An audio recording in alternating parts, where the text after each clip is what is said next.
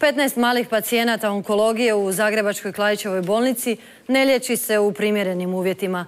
Bolnica planira nadograditi odjel, a pomoć su zatražili od premijerke Kosor, koja je danas posjetila bolesne mališane. Djeca su je zamolila neka medicinskim sestrama povisi božićnice. Smiješak. Hvala lijepo. Dobro, jesmo zgodni. Evo još ćemo jednu za svaki slučaj. Male pacijente onkološkog odjela u Klaićevoj bolnici razveselila je posebna gošća, premijerka Kosor. Koliko imaš godina? 13. Ovo pa ti si jedan veliki već. Igračke posteljina i jastuci pokloni su kojima je premijerka darivala mališane. Neku djecu, nažalost, vidim ponovo. A da bi njihov boravak u bolnici bio što humaniji i kvalitetniji, bolnica planira nadograditi odjel. Zato će im trebati pomoć vlade.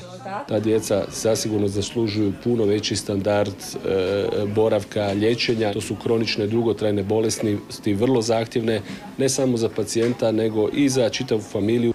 150 djeca na godinu je u stalnom tretmanu onkologija. Od zloćudnih tumora svake godine oboli do 75 mališana. Zahvalni za skrb i brigu koju im pružaju sestre, mali su pacijenti od premijerke poželjeli. Ja mislim da vi njima trebate malo povisiti božićnice, ali ipak